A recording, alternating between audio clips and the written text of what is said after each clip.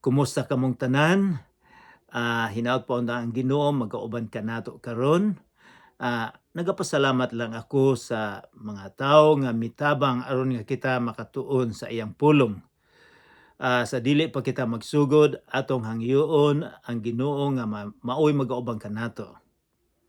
Ginoo, nagasaad ikaw nga kung adunay usa o duha nga magtuon sa imong pulong, ikaw naa sa taliwala, naa sa tunga.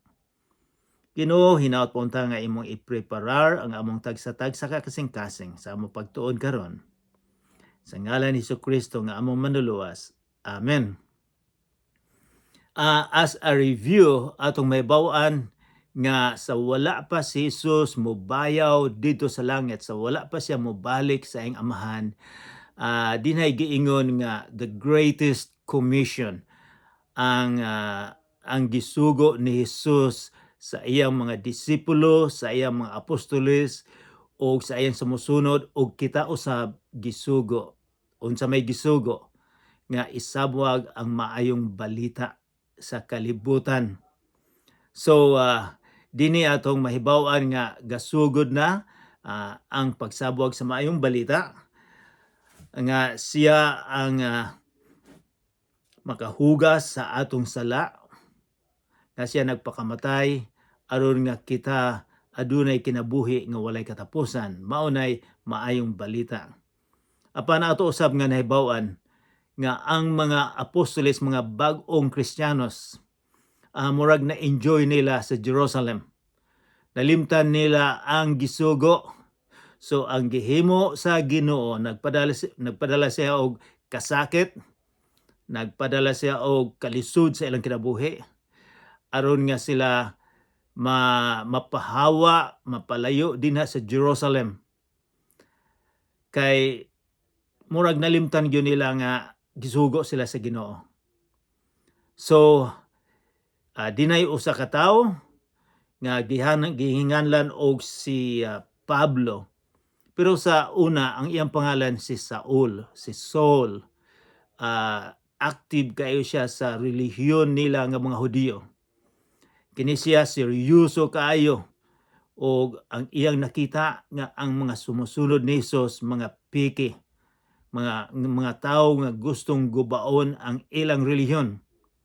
So ang iyang gihimo, gikastigo niya gusto ang mga Kristiyanos. Mga baong Kristiyanos iyang gipamriso, mga asawa, mga bana, mga anak gipamriso. So ang nahitabo, nagdalaga na yung mga tao mipalayo sa Jerusalem. So dinhi atong mahibaw-an kung kinsa ni si San Pablo. Pero so moadto na kita mag-review kung unsay atong tun-an na kita sa kapitulo 8. Dinhi sa kapitulo 8 atong nakita nga from verses 1 to verse 3, gilutos niya sa ulo ang simbahan. Ang simbahan, buot ipasabot ang mga sumusunod ni Jesus. Iyang gilutos or iyang gidagmalan.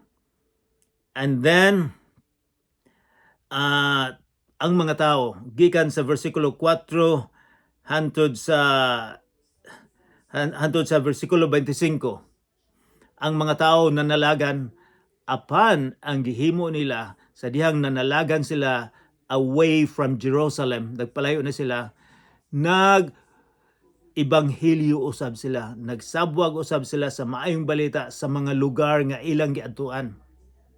So ang liso sa pulong sa Ginoo nasabwag tungod kay ni San Pablo ug ubang mga Hudiyo nga sila giluto sila.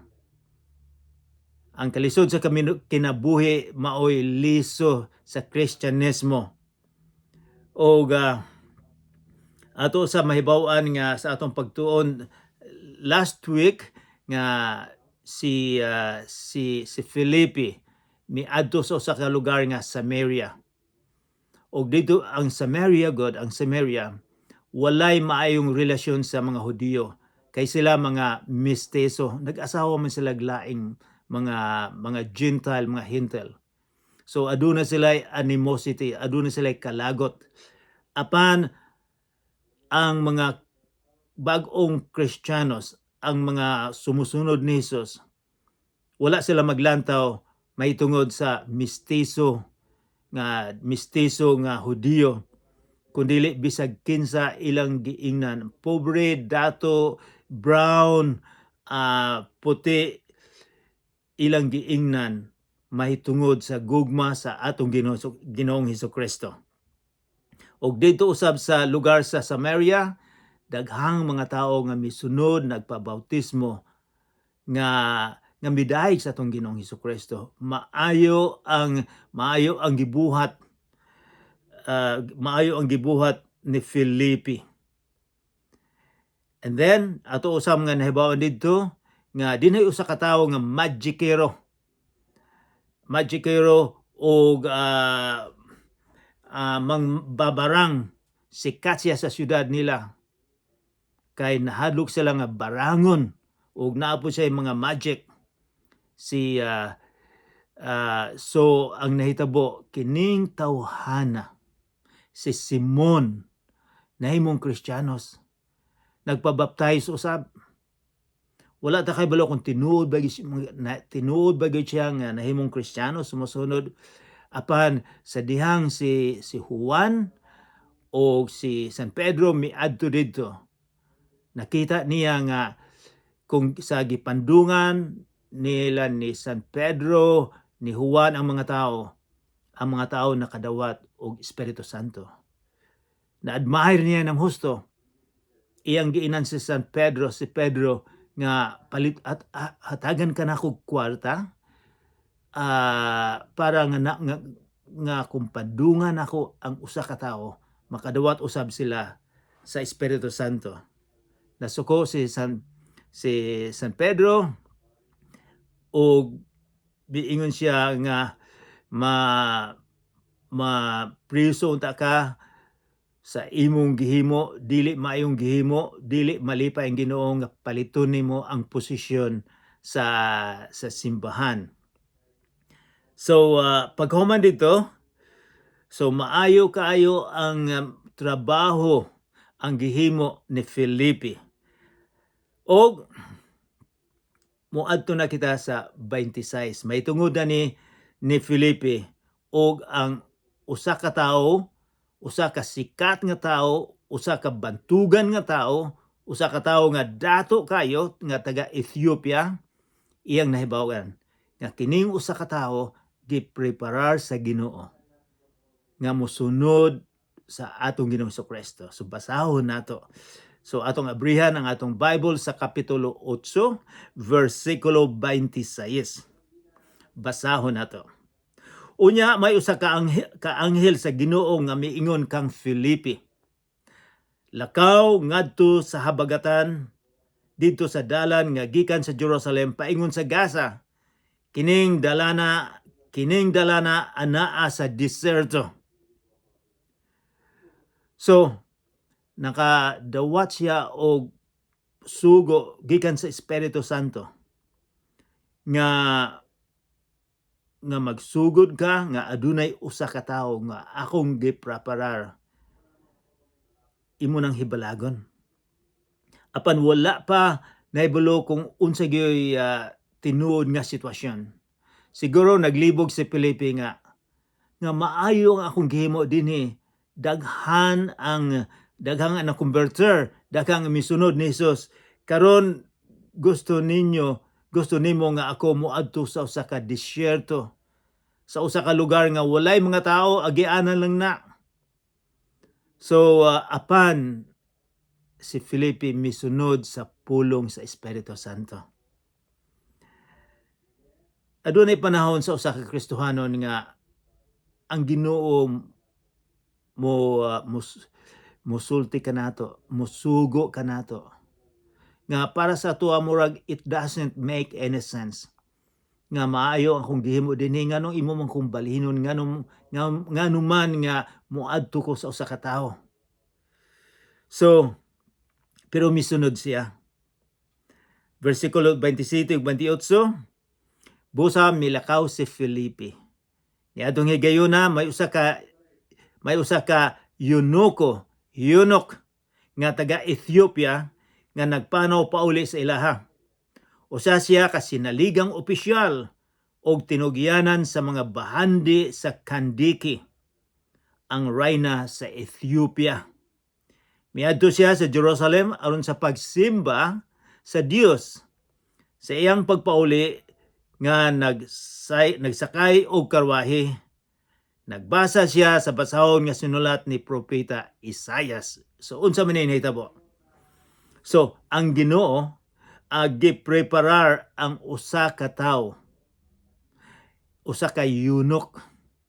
Kining eunuch taga Ethiopia, dili Ethiopia karon, pero sa unang panahon 2000 na katuig karon, lain ni kini ang pinakadakong nasyon ubos sa Ehipto. Kining eunuch kadaghanan nila gikapon ni sila. Sila ang magbalantay sa ang mga hari sa unang panahon, ang mga leadership, daghan silang mga asawa. So kining mga eunuch, sila ang nagbantay didto. Pero kining usa ka eunuch karon na tungod siguro sa iyang abilidad, nahimo siyang bantugan, nahimo siyang treasurer, nahimo siyang responsable sa tanang kwarta sa Ethiopia. Siya ang bahala. So dako kay ni siyang ang iyang posisyon, dako kay ni siya. Og kiniusab siya nagsimba sa atong Ginoo didto sa Jerusalem. Kay ang mga Hudiyo mituo sila nga ang magsimba adto lang sa templo sa Jerusalem. So gikan siya didto o mipauli na siya. So pagpauli niya sa karwahe, posible siguro nga daghan siya mga sundalo nga kauban niya, nagsakay siya og dako kayong tartanilya, og nagbasa siya. Ang iyang pagbasa kadaghanan kusog kayo ang iyang pagbasa. Nagbasa siya sa usa ka libro sa karaan nga tugon. Sa karaan nga tugon sa sinulat ni Isaias. Ang Isaias gisulat ning Isaias sa 700 katuig sa wala pa natawo si Jesus. O kini ang iyang gibasa sa Isaias 53.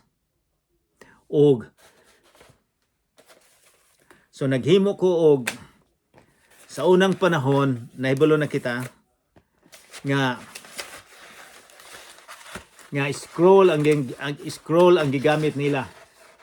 So magbasa sila. So I don't know kung mabasa ninyo ni.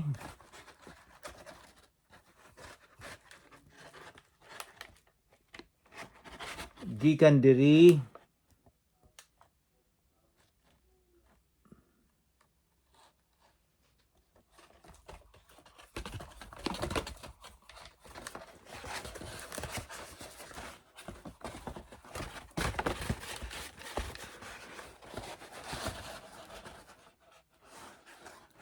murag ingon ani ang ilang libro. Nakita na ninyo ni. Og na kini ang gibasa niya may tungod sa prediction, may tungod sa Messiah, sa manluluwas. Nga ang manluluwas magsakripisyo. Ang manluluwas ihatag ang iyang kinabuhi tungod sa kasalanan. Kini gisulat sa akong giingon 700 sa wala pa si Jesus na tao. So miingon sa versikulo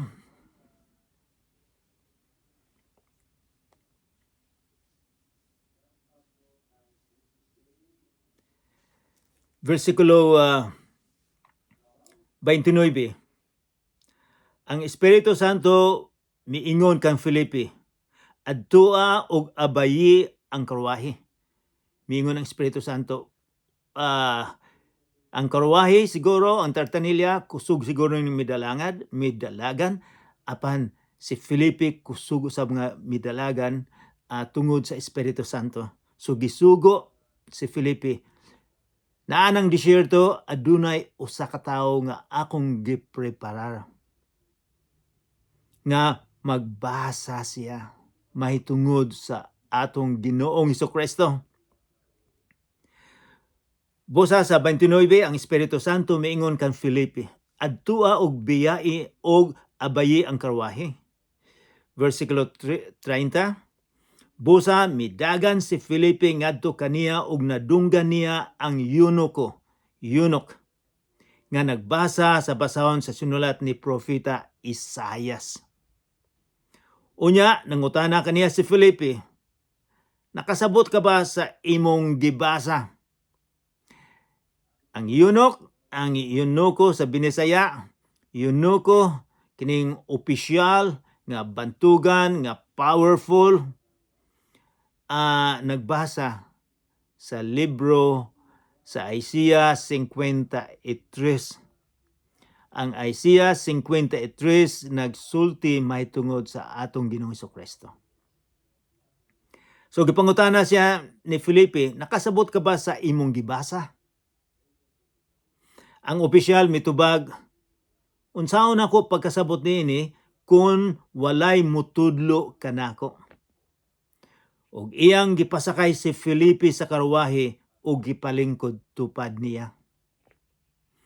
Ang bahin sa kasulatan nga iyang gibasa mao kini. Kini sa Isaiah 53 versikulo 6 og 7. Mao ni gibasa.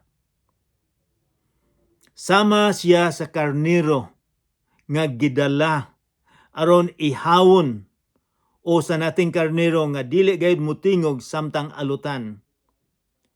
Wala siya gisulti bisan usa ka pulong. Gipakaulawan siya o gihikawan sa hustisya. Walay makasubay sa iyang kaliwatan. Kay ang iyang kinabuhi dinhi sa yuta natapos naman. So, kinsa maning tawhana? Daghang mga tao, daghang mga nagtuon sa Biblia, miingon nga kini siya ang atong Ginoong Hesukristo. Ang gisulat ni Isaias 700 katuig sa wala pa si Jesus. Gitagna na kung unsay mahitabo sa atong Ginoong Hesukristo. So kung naamoy panahon, basahon ninyo ang Isaiah 53. Ang opisyal miingon kang Filipi, sultiha ako kung kinsa ang gihisgutan sa propeta ni ining bahina sa kasulatan. Kinsa man? Ang iya bang kaugalingon o lain ba? Busa 35, versikulo 35, busa gisaysayan siya ni Filipi sa maayong balita. May tungod kang Hesus, sugod gayod ni ining bahina sa kasulatan. So, unsay gihimo ni Filipi nga atong mahibawon dinhi? Gi-explicar niya ang Isaiah 53. Ang gi-explicar niya nga kana mauna si Jesucristo. Kana ang mauna giingon ni Filipi maayong balita. Nganong maayong balita? Maayong balita kay ang ilang gipaabot sa pila ka libo ka tuig nga gisaad nga Misaya nga manluluwas o dinihogan miabot na. O kini siyang manluluwas si Jesucristo, siya ang nagdala sa maayong balita. Kay nganong maayong ang balita? Kay ikaw ako diretso unta kita sa impyerno. Ikaw ako dili kita makaluwas sa atong kinabuhi. Dili kita makaluwas bisag maayo kitang tao. Bisan kita relihiyoso siging magsimba. Bisan kita edukado o dato, dili kita makaluwas tong kaugalingon. Ang maayong balita nga ang anak sa Ginoo si Jesucristo mianhi dinhi, nagpakamatay. Gibayran niya ang atong sala, gilimpyuhan niya ang atong sala. Kung kinsa katong mutuo mosalig sa iyang gihimo, adunay kaluwasan. Sigurado ang iyang kinabuhi nga makauban si Jesucristo. Maunay maayong balita nga gi-explicar ni Felipe ni ining yunuka. Utron ako, busa gisaysayan siya ni Felipe sa maayong balita. Maayong balita ang atong Ginoong Jesucristo. Mahitungod kang Hesus, sugod gayud ni ining bahina sa kasulatan. So kung basahon nato ang karaan nga tugon, dinha makita nato ang kinabuhi sa atong Ginoong Jesucristo. Si Felipe, nganong gigamit man siya sa Espiritu Santo. Usa sa mga rason kay siya preparado ang iyang kasing-kasing. Preparado nga musunod sa sugo sa Ginoo, makabati sa pulong sa Ginoo. Siya usab si Felipe, gatuon siya gabasa sa ilang Bible, sa Bible, sa karaan nga tugon, gabasa iyang gitun-an. Naibalo siya sa iyang pagtuon nga ang tuyo sa karaan nga tugon nga mahibaw-an nila ang atong Ginoong Jesucristo. Si San Juan, si San Pedro, mga apostoles, kabisado nila ang Biblia. Aron nga kung naay mga tawo nga mangutana mahitungod sa kaluwasan, mahibalo sila, gamiton sila. Usani sa mga rason nga kita gatuon. Magatuon kita sa pulong sa Ginoo. Kay aron nga andam kita nga makasulti sa maayong balita. Unsa man kung ikaw relihiyoso ug husto, apan wala ka mahibalo sa pulong sa Ginoo, wala ka mahibalo sa kaluwasan, unsaon man nimo pag-share sa mga tao. Ato pong makita dinhi nga si Felipe, wala siya magpili kung kinsay iyang sultian sa pulong sa Ginoo. Wala siya mahadlok nga kining usa ka tawo nga powerful, bantugan, assistant sa hari dito sa Ethiopia, wala siya mahadlok.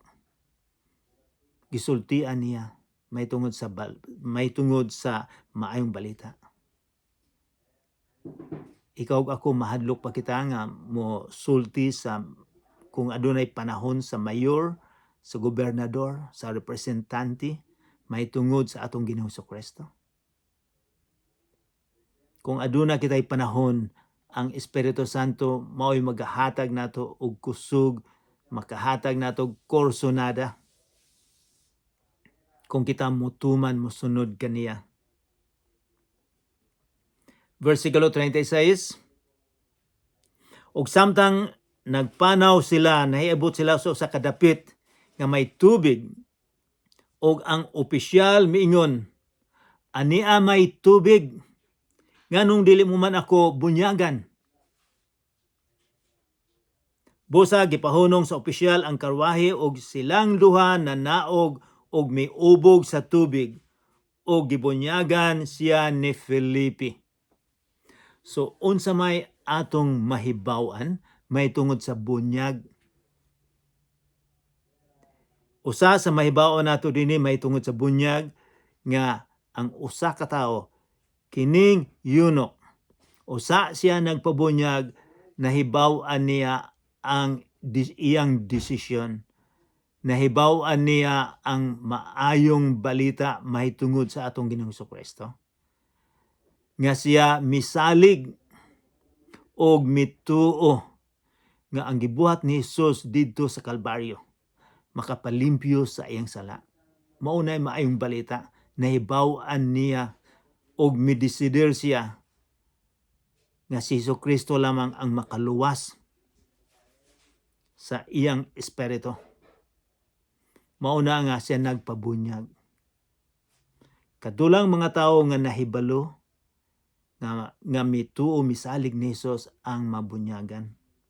Dini ato ning makita, dili niya akong pulong kundi mao ni gihimo nila sa panahon nila ni San Pedro. O si San Pablo gani miingon nga kanang kini silang duha naog og miubog sa tubig, sila gyud natabunan sa tubig ang pagbunyag. Kay si San Pablo miingon nga ang pagbunyag simbolo kung unsay gihimo ni Jesus. Si Jesus nagpakamatay, gilubong ug siya nabanhaw. Ang simbolo usab sa bautismo nga kita namatay sa atong sala, gilimpyuhan, ug pagbangon nato mabag-o ang atong kinabuhi. Nga kita misaad nga mosunod kita sa atong Ginoong Jesucristo. Bag-o ang kinabuhi. Namatay ug mibangon, bag-o na ang direksyon sa atong kinabuhi. Ang bautismo dili makaluwas. Ang makaluwas kanato mao lang ang atong pagsalig, pagtuo sa gihimo ni Jesus didto sa Kalbaryo. Kini misunod lang kita sa sugo nga mahibaon sa mga tao nga ikaw misunod sa atong Ginoong Jesucristo. Pero ang bunyag dili makapalimpyo sa atong sala. Ang makapalimpyo sa atong sala ang gihimo ni Jesucristo dito sa Kalbaryo. And then verse 39, sa paghawas nila gikan sa tubig, so silang duha di na gyud sa ilalom sa tubig. Sa paghawas nila gikan sa tubig, ang Espiritu sa Ginoo. Ang ikatulo nga kita mituo nga ang Ginoo usa lang, pero tulo ka persona, Amahan, Anak ug ang Espiritu.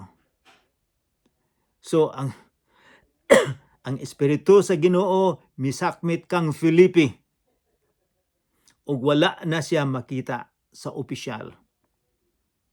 Apan ang opisyal mipadayon siyang panaw nga malipayon kaayo.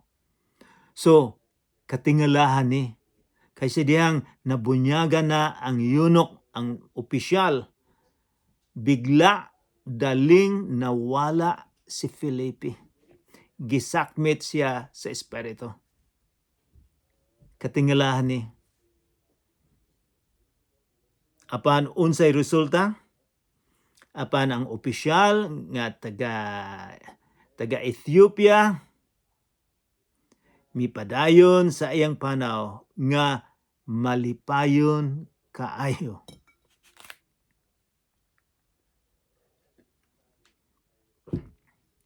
So unsay resulta? Malipayon kaayo. Nganong malipayon man siya? Kay nahibaw-an niya, misalig siya nga ang manluluwas si Jesucristo. Misalig siya sa gihimo ni Jesus dito sa Kalbaryo.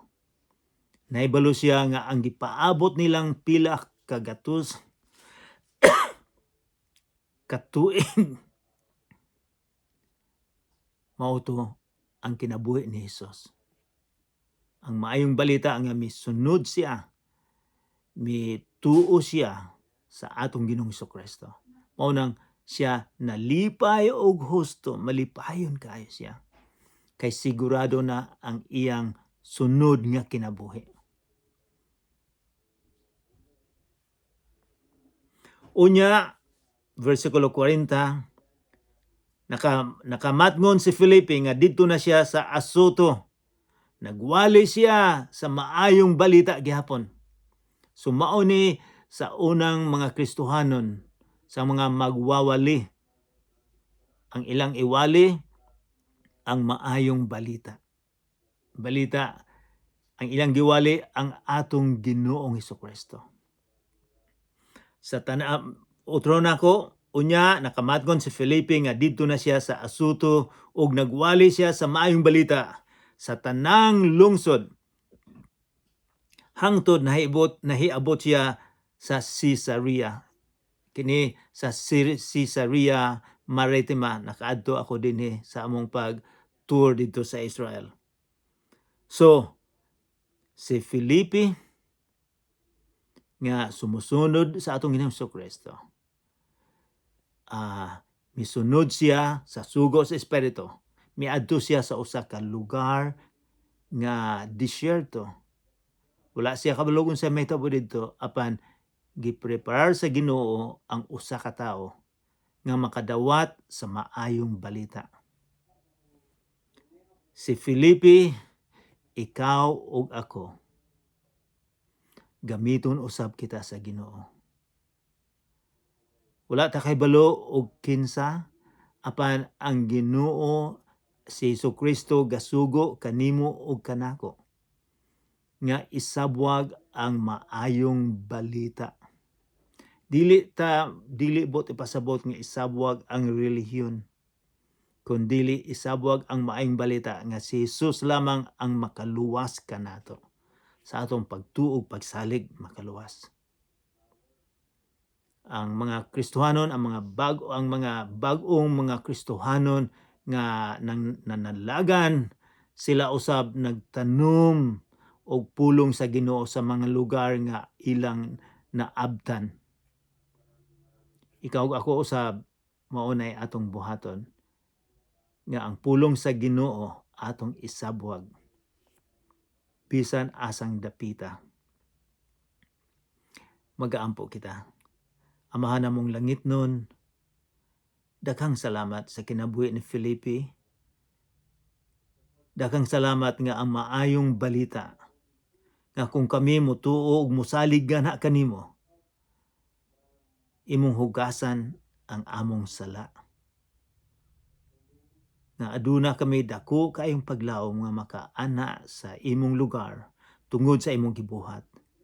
Ginoo, kung wala pa kami mosalig gana kanimo, nagahangyo ako Ginoo nga imong abrihan ang tagsa-tagsa ka kasing-kasing nga naminaw karon, nga unta ang Espiritu Santo mutuktok sa ilang kasing-kasing, nga iya kang pasudlon sa ilang kasing-kasing, nga sila motuo ug mosalig gana kanimo.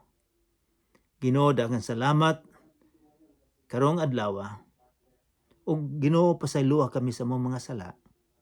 Sa ngalan ni Jesus nga among manluluwas. Amen.